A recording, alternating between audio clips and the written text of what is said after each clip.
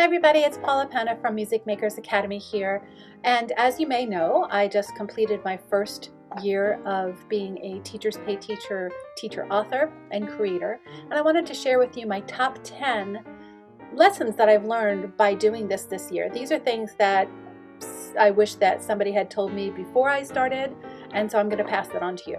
So number one, the first thing is it's extremely important to be consistent. So consistency does not mean that you have to work on your business 3 hours a day, 7 days a week, 365 days. Obviously, unless you're doing this full-time or at least part-time with a good amount of hours, you're not going to be able to do that. But if you're consistent with a schedule, say an hour a day, 5 days a week, or even a half an hour a day, 4 days a week, but something that you have in your calendar that this is your Teachers Pay Teachers creation time. That's the number one thing. Just be consistent. If you go back and watch my first 6-month income and my second 6-month and full year income reports, you'll see that one of the things that I showed you in those videos was that on the months that I wasn't consistent, my income plummeted. So number two, keep the resources simple for the teacher to use. So one way that I do this is that I put myself in the teacher's shoes. It's easy because we're teachers, so we can put ourselves in other teachers' shoes.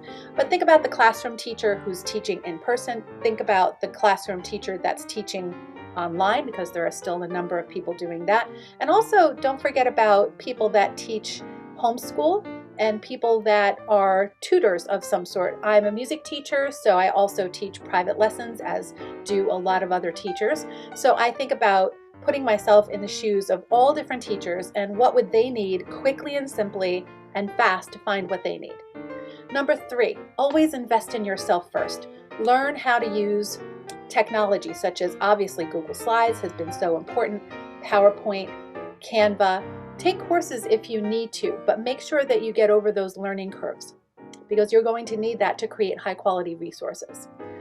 Number four, learn how to create videos, but keep it simple.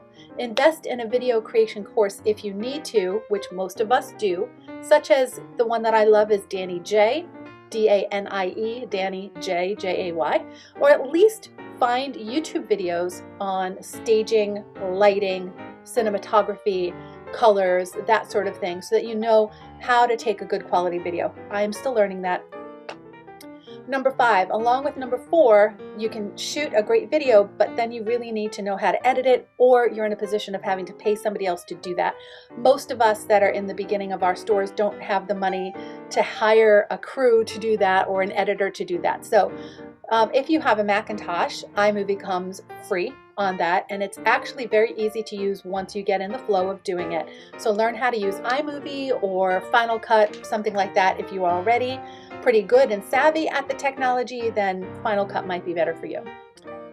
Number six, titles are so important, because this is how teachers are going to find your resources. So learn how to write a title that is good not only for SEO, which is search engine optimization, full of good keywords, but also that's good for humans to read. Think about, as a teacher, put yourself in teacher shoes, how would you go and search for this item as a teacher? And think about the fact that you only have a little bit of time. Set goals, that is number seven. Set goals. My first goal was to get to 50 quality resources, and then it was 100, and now I'm in the middle of 200. So put those goals in, take your calendar. I have a calendar here, a paper calendar that's always right here, and put the goals on certain dates so that you know what you need to go to do. The other great thing is to use a content calendar. I use a content calendar idea that I got from Becca Davis from Becca's Music Room and Becca's Bible Studies. I encourage you to go look up Becca Davis and look at her videos on content calendars, because they are a lifesaver. Where are we? Number 8.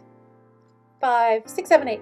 Number 8, don't reinvent the wheel. There are so many accomplished teacher, author, creators out there. There are people literally pulling in $1 million a year.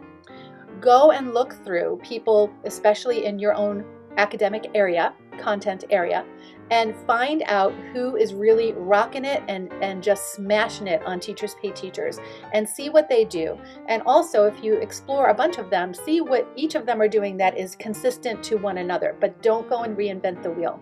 I promise you, if it's been tried, it's probably out there. You can save yourself a whole lot of time, effort, and wondering if you're doing the right thing just by looking to see what has already worked. Number nine, use your dashboard. I have on my tabs of my browser, which I have up all day long, I have Teachers Pay Teachers there. I check it periodically between classes and between lessons. I check it on the weekends. I'm looking to see what's selling today, what's selling this week, and what's selling for the month. Then I'm also looking to see my stats, such as how many units are selling. Then I look to see what units those are that are actually selling. I look at my conversion rate, things like that. If you're not sure what I'm talking about on this and you don't know what that is, go and look at the video that I did a couple of weeks ago that was about my second 6 months income, which also included my full year.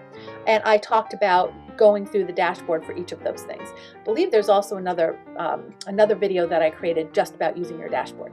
So just go ahead and look. And by the way, if you have not liked and subscribed, this would be a great time to do that. Thank you so much. And number 10, you'll hear this said so many times, but it's so true. Treat your business like a business. If you treat it like a hobby, you're going to get hobby results. If you treat it like a business, you're going to get business results. So what do I mean by that? If you've never owned a business before, just think about your teaching career as a business.